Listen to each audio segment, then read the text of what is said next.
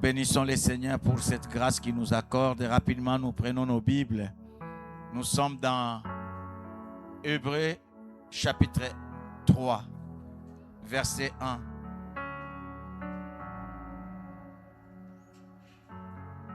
Hébreux chapitre 3, verset 1.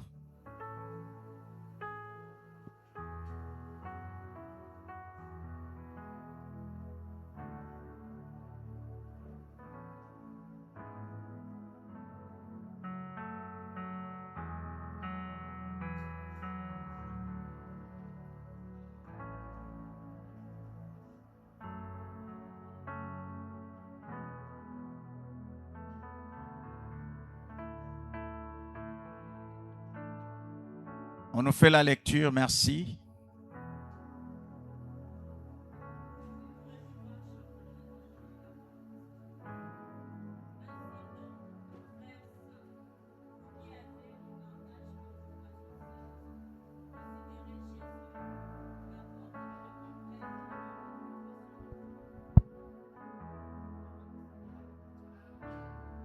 Amen. Nous pouvons nous mettre. Dans ma version, on dit, frères, vous appartenez à Dieu qui vous a appelé. Vous appartenez à Dieu qui vous a appelé. Bien-aimés dans le Seigneur, nous sommes en train de parler de la foi. Et bien-aimés dans le Seigneur, dans cette foi, tu dois comprendre que tu appartiens à Dieu. Frère, tu appartiens à Dieu. Sœur, tu appartiens à Dieu.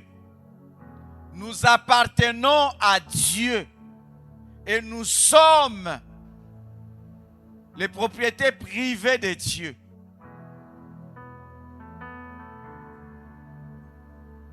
Et bien aimé, il continue, il dit, alors, regardez à Jésus. Regardez à Jésus. Nous devons regarder à Jésus. Nous devons regarder à Jésus, l'envoyé de Dieu. L'envoyé de Dieu, en d'autres termes, l'apôtre de Dieu. Celui que Dieu a envoyé. Et le grand prêtre de la foi que nous proclamons. Le grand prêtre de la foi. En d'autres termes, le souverain sacrificateur de la foi que nous proclamons.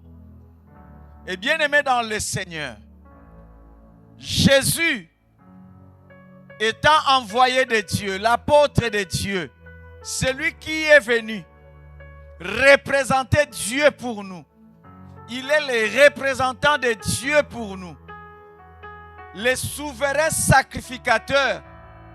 Il est celui qui nous représente. Ou il est celui qui nous présente devant Dieu. Et bien aimé dans le Seigneur, ça, c'est le fondement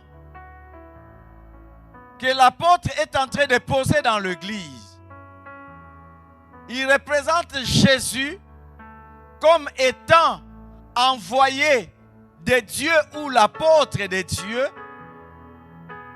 C'est que Jésus représente, il représente Dieu pour nous. Et il est le souverain sacrificateur. Auprès du Père, Jésus est pour nous le souverain sacrificateur. Il nous présente devant le Père. Et la Bible déclare,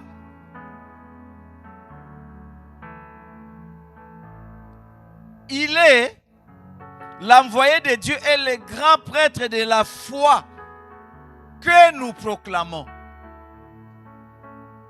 Nous proclamons Jésus étant envoyé par Dieu et nous proclamons Jésus étant le souverain sacrificateur pour nous devant Dieu. Nous sommes dans le chapitre 11 maintenant. Nous commençons à partir du verset 23.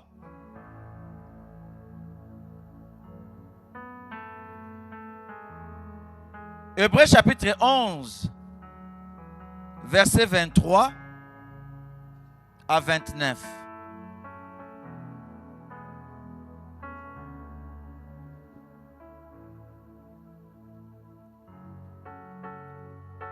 Je lis la parole de Dieu.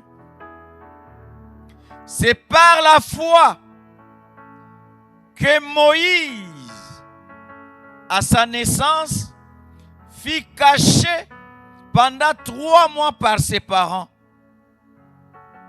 parce qu'ils virent que l'enfant était beau et qu'ils ne craignirent point l'ordre du roi. C'est par la foi que Moïse, devenu grand, refusa d'être appelé fils de la fille de Pharaon, aimant mieux être maltraité avec le peuple de Dieu que d'avoir pour un temps la jouissance du péché. Regardant l'opprobre de Christ comme une richesse plus grande que les trésors de l'Égypte, car il avait les yeux fixés sur la rémunération.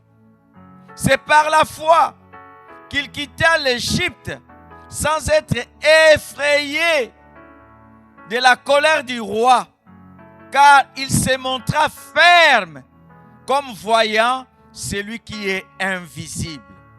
C'est par la foi qu'il fit la Pâque et l'aspersion du sang, afin que l'exterminateur ne touchât pas au premier-né des Israélites.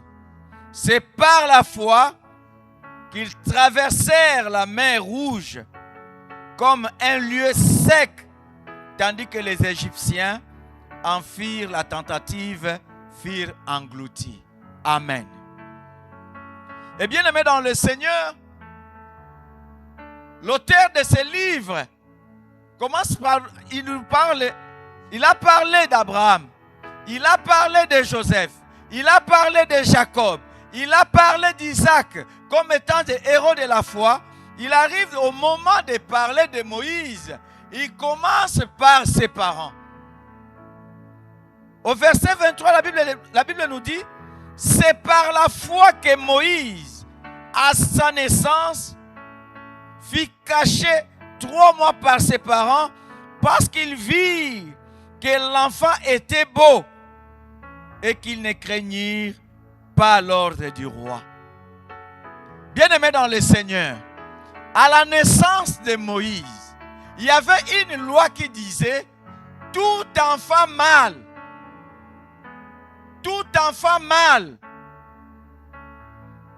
des Israélites doit être tué. Et bien aimé dans le Seigneur, c'est un ordre qu'on devait exécuter. Et bien aimé dans le Seigneur, en ce temps-là, Moïse venait de naître. La Bible me dit, les parents en regardant à Moïse, ils ont regardé l'enfant, ils ont vu que l'enfant était beau. Vu cette beauté, ils vont désobéir à l'ordre du roi. Ils vont se dire, nous, on ne va pas tuer notre enfant. Nous, on va garder notre enfant. Pourquoi? Parce que la Bible déclare que cet enfant était beau. Nous lisons Actes chapitre 7, verset 20. Actes chapitre 7, verset 20.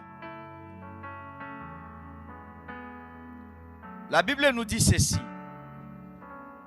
À cette époque, naquit Moïse, qui était beau aux yeux de Dieu. Il fut nourri 3 mois dans la maison de son père. Et quand il y était exposé, la fille de Pharaon les recueillit et l'éleva comme son fils. Et bien aimé dans le Seigneur, au verset 22, la Bible nous dit, Moïse fut instruit dans toute la sagesse des Égyptiens et il était puissant en parole et en œuvre. Et bien aimé dans le Seigneur, la beauté que les parents ont vue dans leur fils Moïse, ce n'était pas seulement la beauté physique, mais c'était d'abord la beauté spirituelle. Parce que la Bible nous dit que Moïse, à sa naissance, il était beau. Il était beau aux yeux de Dieu. Moïse était beau aux yeux de Dieu. Et bien aimé dans le Seigneur, aujourd'hui nous faisons l'effort d'apparaître belle devant les hommes, d'apparaître beau devant les hommes. Mais la Bible déclare la beauté est vaine. La beauté que l'homme doit rechercher, c'est être beau au-devant de Dieu. C'est pourquoi Jésus pouvait regarder les pharisiens. Il leur disait, vous êtes des tombeaux blanchis. C'est-à-dire, de l'extérieur. De l'extérieur, les tombeaux peuvent paraître beaux. Les tombeaux peuvent paraître chics. Et bien aimé, il y a des tombeaux. Tu vas visiter les tombeaux. La manière qu'on représente ces tombeaux, tu vois que c'est propre. C'est bien construit. C'est joli. On peut même s'asseoir dessus. Mais ce n'est pas ce qui importe. Mais, si on essayait de voir ce qui est à l'intérieur, ce sont les ossements. C'est la pourriture. C'est ce que Jésus est en train de condamner. Paraître beau, paraître belle devant les hommes, mais à l'intérieur, il y a la haine, il y a la jalousie. À l'intérieur, le cœur est mauvais, le cœur est méchant. À l'intérieur, qu'est-ce que le cœur médite? L'homme regarde à l'apparence, mais Dieu regarde à l'intérieur. On peut paraître beau, on peut paraître belle, mais l'état du cœur, c'est ce qui compte devant Dieu. Dieu regarde à la beauté spirituelle, mais l'homme cherche la beauté extérieure. L'homme est à la recherche de la beauté extérieure. Tout ce qui brille n'est pas l'or. Et bien aimé dans le Seigneur, au lieu de faire les efforts de rechercher la beauté extérieure, faisons l'effort de rechercher la beauté intérieure. Comment est notre intérieur? Cet enfant, quand les parents l'ont regardé, ils ont vu que cet enfant était beau. Ils ont dit non, on ne va pas donner cet enfant à Pharaon. On ne va pas faire plaisir à Pharaon. Vu cette beauté, on ne va pas sacrifier notre enfant. Et bien aimé dans le Seigneur, les parents ont compris tout de suite que cet enfant était l'enfant de la promesse. Et ils vont dire non, on ne va pas compromettre le plan de Dieu pour notre enfant.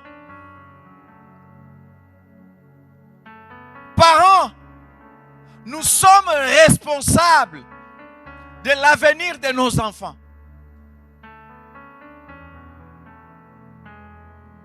Bien-aimé, quand Dieu te donne des enfants, tu es comme un intendant. Tu dois te comporter comme la nourrice pour ces enfants, sachant que ces enfants, ils sont dans le plan de Dieu. C'est à nous d'aider ces enfants pour que le plan de Dieu s'accomplisse dans leur vie. Nous sommes responsables. Qu'est-ce que nous voyons dans nos enfants? Malgré la loi, les parents ont dit non, on ne va pas sacrifier notre enfant. Pharaon n'était pas n'importe qui. Malgré la loi de Pharaon, malgré la loi de Pharaon, les parents ont dit non, on ne va pas sacrifier nos enfants. Malgré la loi de Pharaon. Il y a beaucoup d'enfants qui ont été sacrifiés à cause de la loi de famille. Beaucoup d'enfants sont sacrifiés par rapport à ce qu'ils ont trouvé dans leur famille. Où les parents sont capables de fléchir devant la loi de famille. Combien de parents ont fléchi devant la loi familiale? Combien? Combien sont restés dans la soumission à cause des coutumes, à cause des totems, à cause de beaucoup de choses? Beaucoup de parents ont compromis l'avenir de leurs enfants.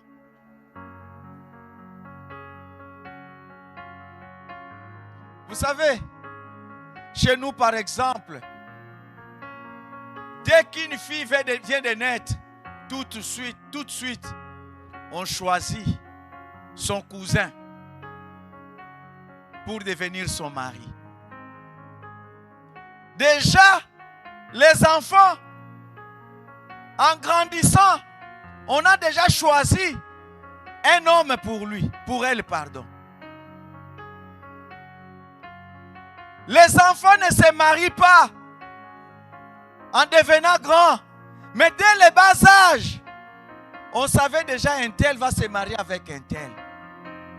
Et ça, ce sont des lois où les parents pouvaient dire, on est obligé d'obéir. On est obligé d'obéir. Mariage entre cousins et cousines. Parce qu'il y avait cette loi, les parents se disaient non, si on n'obéit pas, on met notre vie en danger. Et pour que notre vie ne soit pas en danger, on doit obéir. Quelle est la loi à laquelle tu as obéi et qui a compromis l'avenir de tes enfants? Je dois le faire parce que je suis obligé. Mais les parents de Moïse ont dit non à la loi de Pharaon. Malgré qu'il était Pharaon, ils ont dit nous n'allons pas sacrifier notre enfant. Mais aujourd'hui, beaucoup d'enfants sont sacrifiés. Beaucoup d'enfants sont sacrifiés à cause de la négligence des parents. Parce que les parents ont voulu rester dans la soumission. Et Papa Eli, c'est cette loi qu'on dit chez nous, Vutulamenga. Vous connaissez cette loi, Vutulamenga? C'est-à-dire, le sang doit retourner dans la même famille. Le sang doit rester dans la famille. Nous sommes de la même famille, nous devons nous marier dans la famille pour que le sang n'aille pas ailleurs. Sans le savoir que cette loi a compromis l'avenir de beaucoup d'enfants. Les parents ont dit non. Malgré la loi de Pharaon, nous n'allons pas obéir à cette loi. Nous n'allons pas obéir. Nous ne voulons pas compromettre l'avenir de nos enfants. Maman, tu es responsable de l'avenir de tes enfants. Papa, tu es responsable de l'avenir de tes enfants. Bien-aimé dans le Seigneur, Moïse était né. À cette époque, Moïse n'avait pas la foi. Moïse dépendait de la foi de ses parents. Bien-aimé dans le Seigneur, nous devons savoir que nous connaissons le Seigneur. Nos enfants ne connaissent pas encore le Seigneur. Ils dépendent de notre foi. C'est à toi de protéger tes enfants. Tu es parent, protège tes enfants. Comment tu vas protéger tes enfants? En les amenant chez les féticheurs? Non.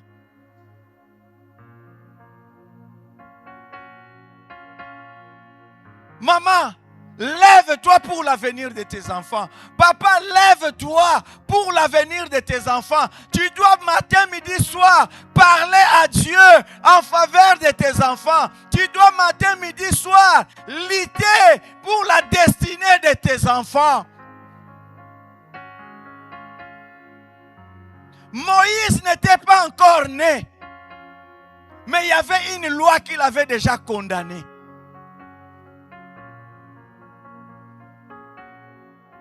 Dieu dit à Jérémie, quand tu étais encore une masse informe, moi l'Éternel, je te connaissais.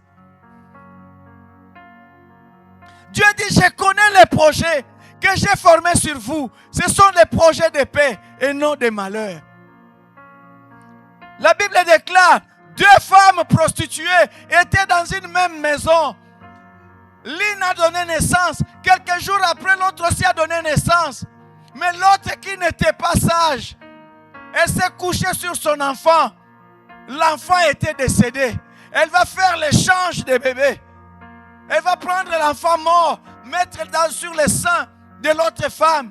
Mais la Bible dit, l'autre femme, quand elle s'est réveillée, elle a vu que l'enfant qui était sur son sein était décédé. La Bible dit, la maman a regardé attentivement. La maman a regardé attentivement. Elle s'est dit, celui-ci n'est pas mon fils. Celui-ci n'est pas mon fils. Maman, est-ce que tu peux regarder aujourd'hui, dire que non, le Jacques que j'ai mis au monde, ce n'est plus ce que je vois aujourd'hui. Ce n'est plus le même Jacques. Mais on prend tout à la légère. Jacques qui abandonne les études, on voit ça normal. Jacques qui devient délinquant, on voit ça normal. Qui t'a dit que c'était ça le plan de Dieu? On change la destinée de nos enfants. Et nous sommes là en train de regarder. On se dit non, c'est le temps, c'est l'époque, c'est normal. Qui t'a dit que c'est normal? Maman, regarde attentivement. Et c'est ton fils. Et c'est ta fille. Toi, tu es bien éduqué. Tu donnes la bonne éducation à tes enfants. Mais Jacques se retrouve tout le temps dans la prison. Est-ce que tu vois ça normal?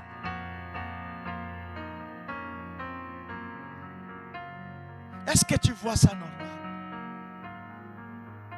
Jacques ne veut plus étudier. Est-ce que tu vois ça normal?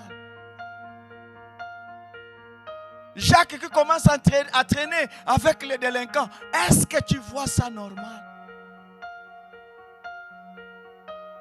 Les parents de Moïse, ils ont refusé de sacrifier leurs enfants malgré qu'il y avait la loi.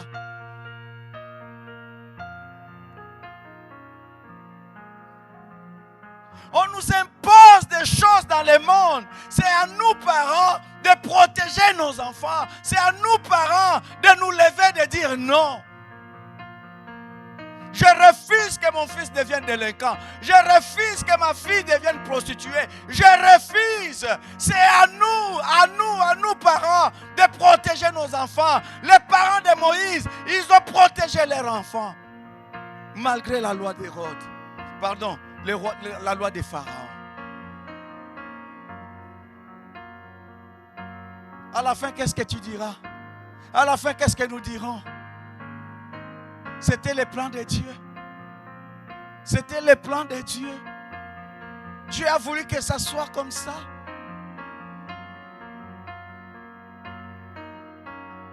Les ventres, j'ai l'habitude de le dire, le ventre, c'est un lieu de sélection.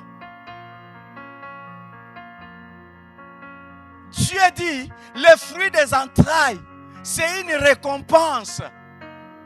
Et Dieu ne nous donne pas la pierre à la place de pain. Mais pourquoi mon fils, pourquoi ma fille va devenir un caillou pour moi, une pierre pour moi?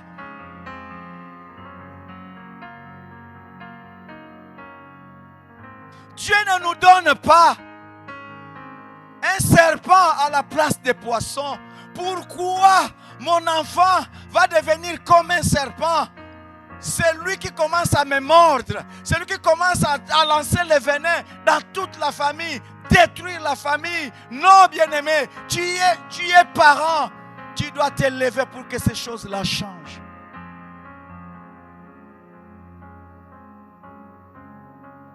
L'avenir de tes enfants, c'est entre tes mains, parents. Moïse qui n'avait pas encore la foi, mais il fallait la foi de l'aide de ses parents pour le protéger. Ta foi protège tes enfants.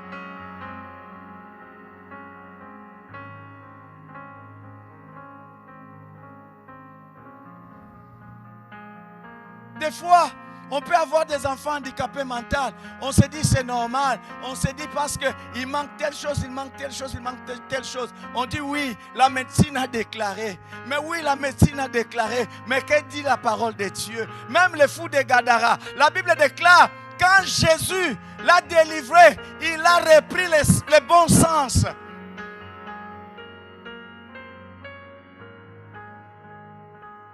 Ta foi peut restaurer tes enfants. Ta foi peut redresser tes enfants. Ta foi peut relever tes enfants.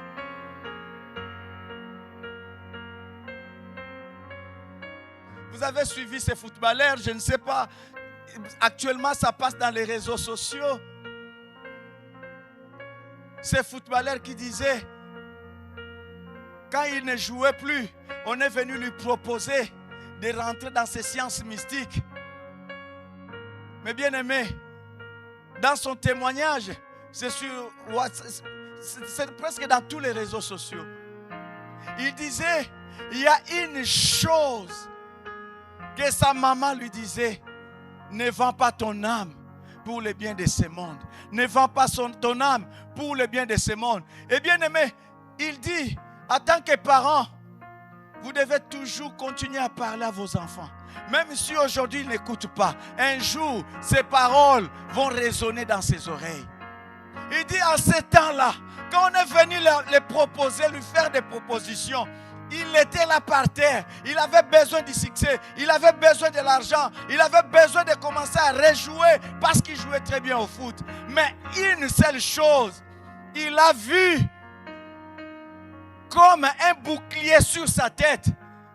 Il disait, ce bouclier, c'était les paroles de sa mère qui lui disait toujours, ne vends pas ton âme pour le bien de ce monde. Ne vends pas ton âme pour le bien de ce monde. Ne vends pas ton âme pour le bien de ce monde. Et bien aimé, quand cet homme lui a fait cette proposition, tout de suite, il a dit à cet homme, donne-moi le temps d'aller réfléchir.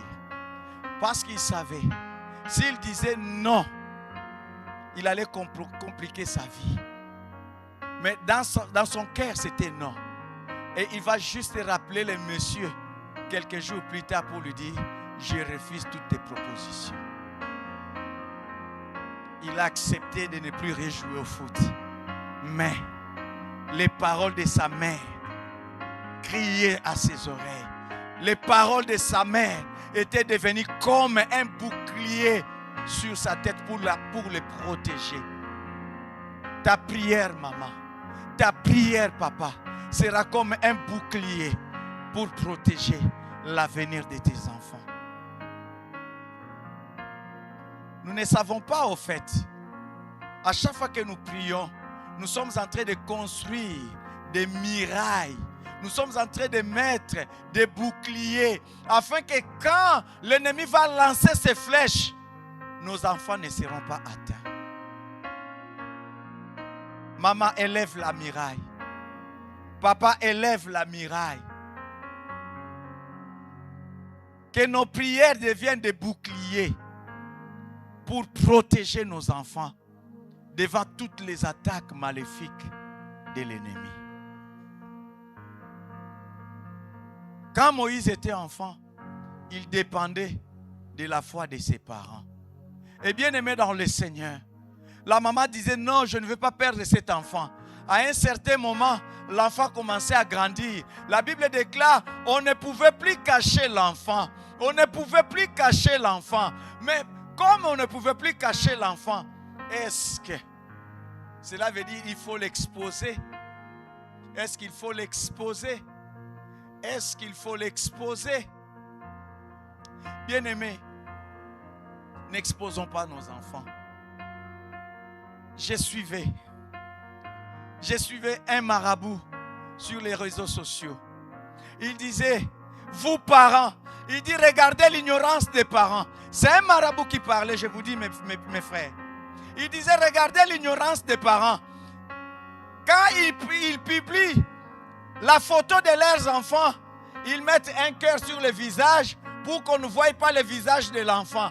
Il a dit, mais c'est trop tard. Vous voyez ce cœur. Mais nous, on voit ce qui est derrière ces cœurs. Vous-même, vous faites la publication de vos enfants. Bien-aimé, est-ce que tu savais que la Facebook, c'est l'album privé?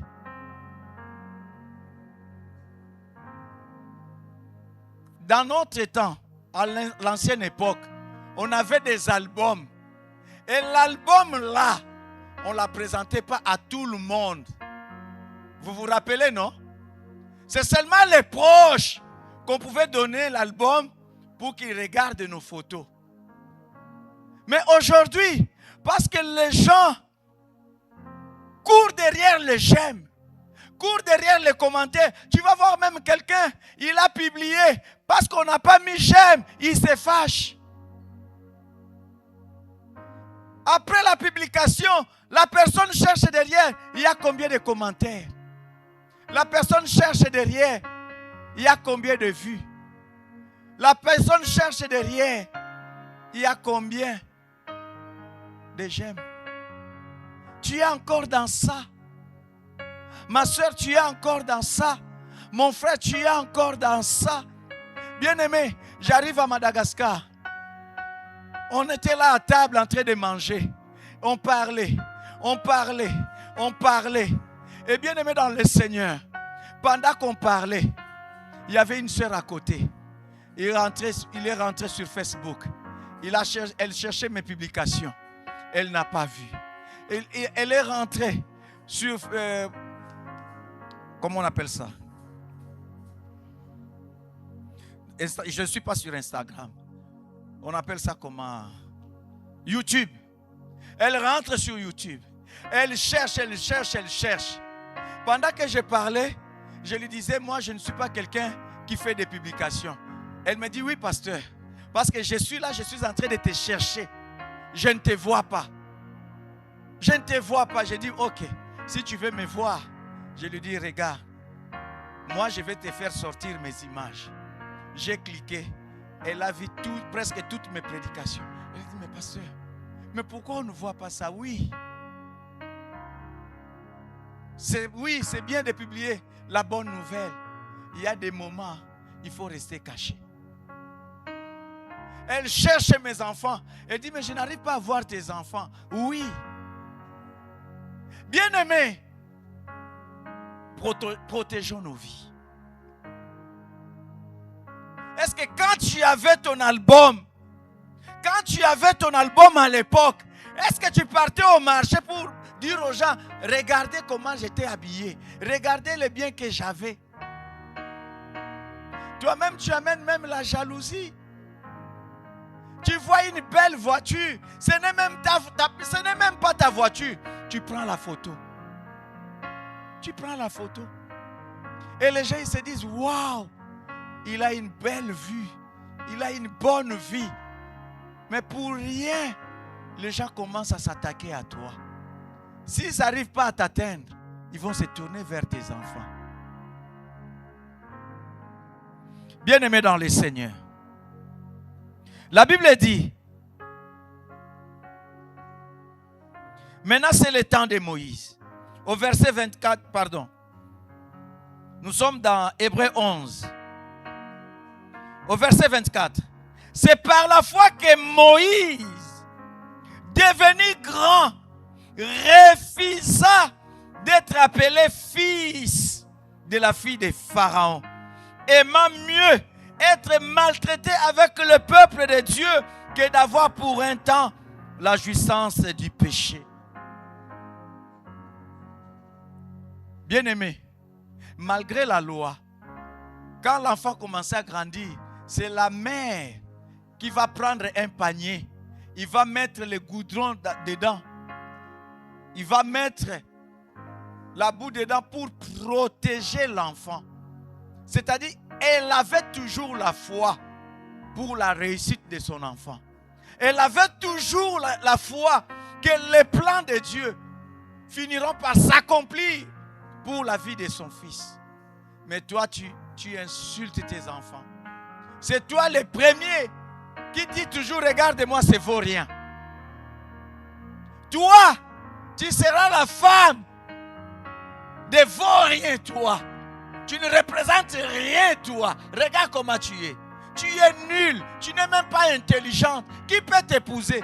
C'est un parent qui déclare des choses comme ça à sa fille. Maintenant, tu fais que l'enfant devienne qui? Même si plus tard, Dieu accordera grâce à cette fille, mais elle aura quand même grandi avec des blessures dans son cœur. Il sera difficile pour cette fille de te reconnaître comme père, de te reconnaître comme mère, parce que tu avais toujours de mauvaises paroles à son égard. Papa, changeons. Maman, changeons. Les enfants ont besoin d'entendre de belles paroles venant de nous, de les encourager en leur disant toujours, tu es capable. Va mon fils, va ma fille.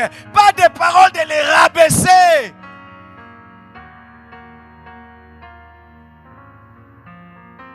Malgré les difficultés, la maman croyait toujours à la promesse de Dieu pour son fils. C'est ça la foi. Elle va lancer le panier dans l'eau, mais elle va dire à Myriam, sa grande sœur, va surveiller. Quand l'enfant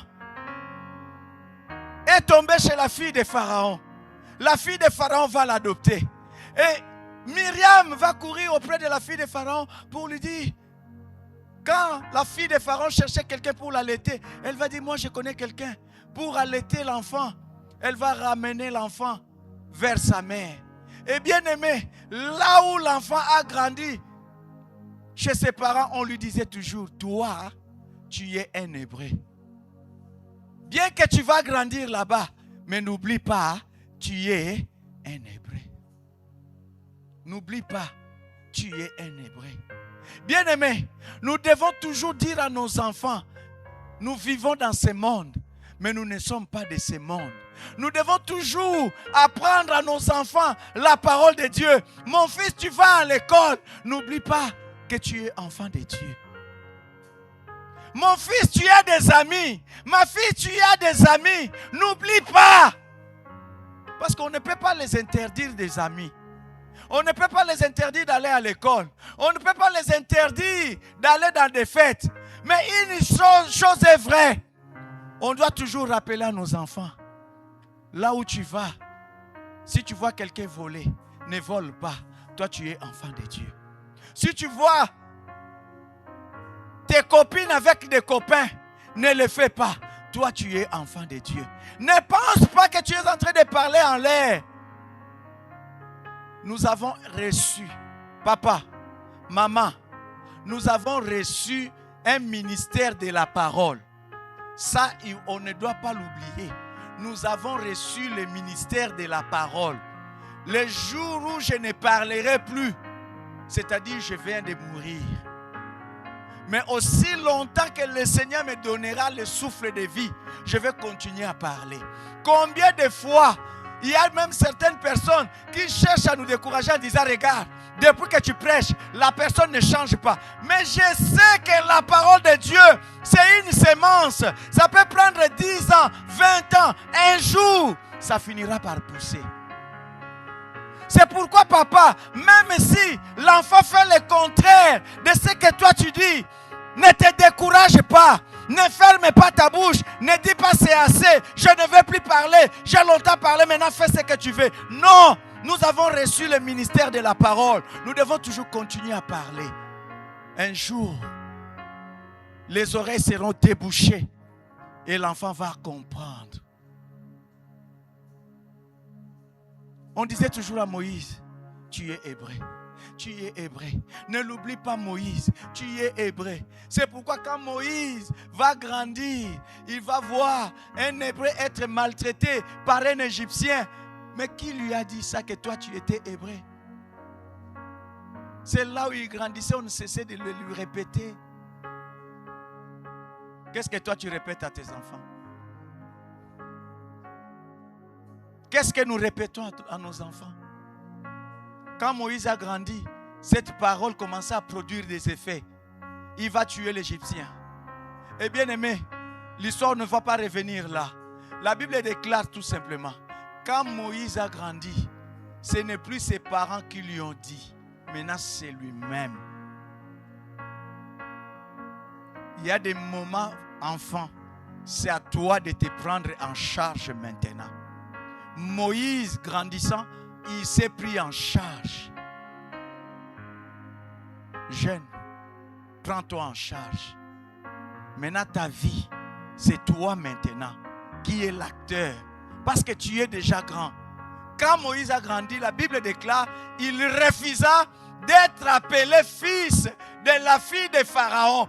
Bien qu'il était instruit dans toutes les sciences égyptiennes. Vous voyez, bien aimé? Il était instruit dans toutes les sciences égyptiennes. La Bible déclare qu'il était puissant en parole et puissant en action. Quand Moïse parlait en Égypte, les gens se courbaient, les gens obéissaient. Mais quand il est devenu grand, il s'est souvenu de la parole qu'on lui disait. Moïse, tu n'es pas égyptien. Malgré la science égyptienne, le trône lui a été promis. Mais quand Moïse a grandi, il a dit non. Ces choses-là ne me sont pas réservées. Moi, je suis fils du royaume. Moi, je suis enfant de Dieu. Il a refusé. Il a refusé. C'est pourquoi, bien-aimé dans le Seigneur, toi qui es jeune, avec ton intelligence, on viendra te faire des propositions. On viendra te faire des propositions. N'oublie pas que tu as grandi dans les sciences de Dieu. La science du monde ne te laissera pas tranquille. La science du monde, je vous l'ai dit, ne vous laissera pas tranquille. Il a grandi dans toutes les sciences, dans toute la sagesse égyptienne. Mais quand il est devenu grand, malgré le trône, le monde vous fera des propositions. La Bible dit, le juste vivra par la foi. N'abandonnez jamais la foi à cause des biens de ce monde. Même si l'âge avançait, même si le temps avançait, Même si tout semblait compliqué, ne compromettez jamais votre foi à cause des choses de ce monde. Vous êtes des enfants de Dieu. Moïse a dit non. Je refuse d'être appelé fils de la fille de Pharaon. Même si le trône m'est réservé, je préfère souffrir. Et il a regardé aux souffrances de Christ. Il a dit non. Je préfère le royaume qu'au bien de ce monde. La Bible dit, que servirait-il à l'homme de gagner tous les biens de ce monde s'il perdait son âme? Ton âme vaut plus que toutes les belles voitures que tu vois dans ce monde. Ton âme vale plus que toutes les belles maisons que tu vois dans ce monde. Ton âme vale plus que toute la richesse de la terre. Frère, petit à petit, on va y arriver. Où on vous dira, si vous ne rejoignez pas notre science, pas de travail pour vous. C'est pourquoi je dis à l'église, vous qui avez la grâce de créer les entreprises, faites-les. Faites-les. Parce que le monde n'embauchera que les gens qui appartiennent à leur science. Mais si nous aussi, nous avons les avocats, ils seront capables de nous défendre devant la justice. Si nous aussi, nous avons nos députés, ils seront capables de défendre la loi de Dieu au Parlement. Si nous aussi, nous avons des ministres, ça va nous permettre aussi d'être des directeurs de cabinet quelque part. C'est pourquoi que personne ne te dise que tu es inutile. Tu es utile, tu es dans le plan de Dieu. Mon frère, tu es dans le plan de Dieu. Ma soeur, tu es dans le plan de Dieu. Même si l'avenir semble être compliqué pour toi, dis-toi, un jour les portes finiront par s'ouvrir. Parce que celui qui tient entre ses mains la clé, c'est Jésus. Quand il ouvre, personne ne peut fermer. Et quand il ferme, personne ne peut ouvrir. Quand Moïse a grandi, il a commencé à refuser les choses. La foi, c'est aussi avoir le discernement. On ne peut pas dire qu'on a la foi si on n'a pas le discernement. La foi, c'est de savoir séparer le mal et le bien. Et pas mélanger. Pas mélanger. Un homme de foi, une femme de foi, c'est quelqu'un qui a le discernement, qui sait faire la différence des choses. Bien-aimé, dans la foi qu'on est en train de parler, ne perds pas ta foi. C'est pourquoi Jésus dira, quand le Fils de l'homme viendra, trouvera-t-il la foi sur la terre? Que le Seigneur te trouve dans la foi. Que le Seigneur me trouve dans la foi.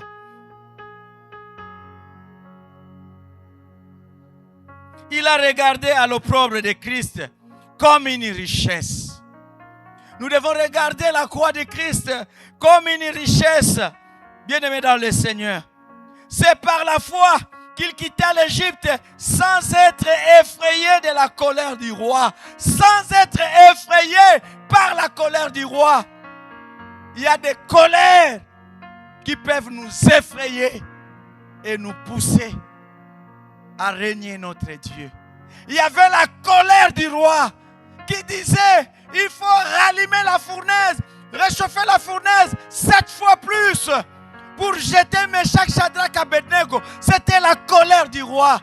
Mais Meshach, Shadrach, Abednego, ils ont dit, oh roi, nous n'allons pas fléchir. Nous n'allons pas fléchir. Daniel, personne ne va prier pendant 1 mois. Si ce n'est d'adresser les prières au roi. Sinon, on va être jeté dans la fournaise, dans la fosse au lion. Cette colère du roi n'a pas fait trembler Daniel. Il y a des colères qui peuvent nous faire trembler pour que nous puissions céder à notre foi. Papa, si tu ne fais pas ça, si tu ne fais pas ça, tu ne vas plus travailler ici. Ça, c'est la colère du roi. Mais comme tu es enfant de Dieu, tu ne dis pas de compromis. J'accepte, mais je ne veux pas fléchir. Bien-aimé, le monde est rentré dans les compromis. Maintenant, nous vivons dans l'époque des compromissions. Oui, si tu continues à prêcher l'évangile dans la vérité, voilà ce qui t'est réservé. Oui, j'accepte. J'accepte. Mais ma foi, je ne veux pas la vendre. Le ministère que Dieu m'a donné, je ne veux pas le vendre. Bien-aimé, aujourd'hui, ce n'est pas facile. Tu regardes tes collègues prospérer. L'argent devient facile. Ils comptent les offrandes comme si on comptait les graines de riz dans les sacs. C'est-à-dire, on compte les offrandes, on compte, on se fatigue même, on continue à compter. On a maintenant la facilité d'acheter des maisons comme on veut, d'acheter les voitures comme on veut, de se promener avec les sacs d'argent comme on veut. Mais qui peut résister encore à ces choses? En se disant non, je vais rester fidèle à mon Dieu. Malgré votre argent, je dis non. Malgré votre richesse, je dis non.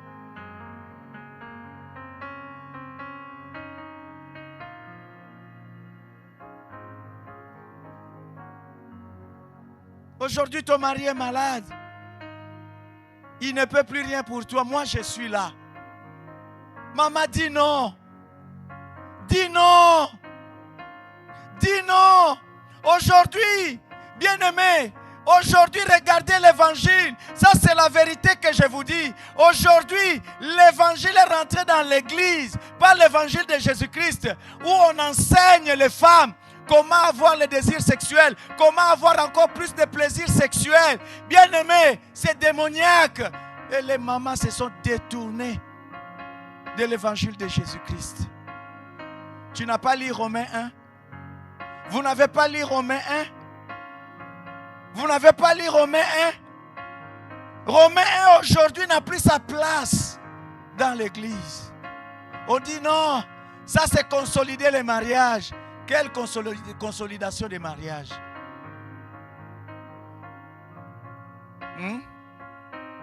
Aujourd'hui, on n'a plus de prédicateurs de l'évangile. On a plus de coachs. Coach prêche. Coach prêche. Viens me coacher. Viens me coacher. Viens, je vais te coacher pour ton mariage. Bien-aimé, on va te coacher.